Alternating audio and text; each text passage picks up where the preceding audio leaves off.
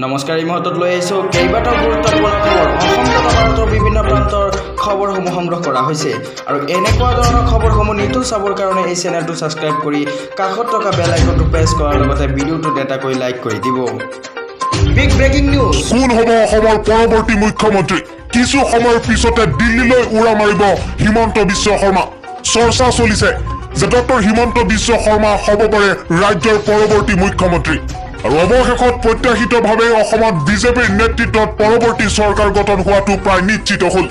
বিজেপিয়ে magic number পাৰ কৰিছে, 64খন আসন পাৰ কৰিছে, 65খন আসনত ভৰি দিছে আৰু বিজেপি চৰকাৰ গঠন কৰা নিশ্চিত। পিছে বৰ্তমান সকলোতকৈ ডাঙৰ প্ৰশ্ন উঠিছে, অসমৰ পৰৱৰ্তী মুখ্যমন্ত্ৰী কোন হ'ব? সৰ্বানন্দ সোণোৱাল নে হিমন্ত বিশ্ব শৰ্মা? একাংশই সৰ্বানন্দ সোণোৱালে পৰৱৰ্তী মুখ্যমন্ত্ৰী হ'ব বুলি উল্লেখ কৰাৰ লগতে আন একাংশ বিজেপিৰ শীৰ্ষ নেতাই কিছু বিষয়টোক ৰাষ্ট্ৰীয় নেতৃত্বলৈ ঠেলি দিয়া বুলি বৰ্তমান জানিব পৰা গৈছে। চৰ্চা চলিছে মন্ত্ৰী ডক্টৰ হিমন্ত বিশ্ব শৰ্মাও হ'ব পাৰে ৰাজ্যৰ পৰৱৰ্তী মুখ্যমন্ত্ৰী। ইয়াৰ এক স্পষ্ট ইংগিত মাজে সময়ে প্ৰদান কৰি আহিছে পীযুষ হাজৰিকা, জয়ন্ত মল্ল বৰুৱাকে আদি কৰি মন্ত্ৰী হিমন্তৰ একাংশ ঘনিষ্ঠ মহলে।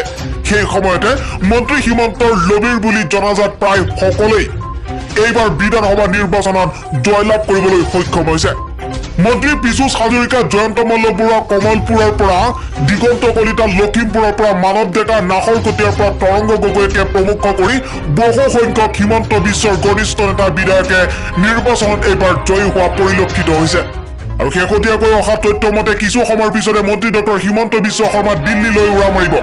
দিল্লীলৈ উৰা মৰাৰ প্ৰাক্ষণত হিমন্ত বিশ্ব শৰ্মাৰ সৈতে পীযুষ হাজৰিকা, ৰমাকান্ত দেউৰী মিলিত হৈছে বুলিও জানিব পৰা গৈছে। আনহাতে বিজেপিৰ সহযোগী অতুল বৰাইও ৰাজ্যৰ পৰৱৰ্তী মুখ্যমন্ত্ৰীৰ সন্দৰ্ভত বিশেষ তাৎপৰ্যপূৰ্ণ মন্তব্য কৰা পৰিলক্ষিত হ'ল। আৰু এই মুহূৰ্তৰ সবিশেষ লাইভ আপডেট আপোনালোকক দিবলৈ লৈছো। বিজেপিয়ে মিত্ৰজোঁটে সৰ্বমুঠ 66খন আসন লাভ কৰিছে। মেজিক পল হৈছে 126খনৰ ভিতৰত 64খন, কিন্তু বিজেপি মিত্ৰজোঁটে লাভ কৰিছে 66খন আসন। বিজেপিয়ে 51, এজিপিয়ে 9খন, UPPL 6খন।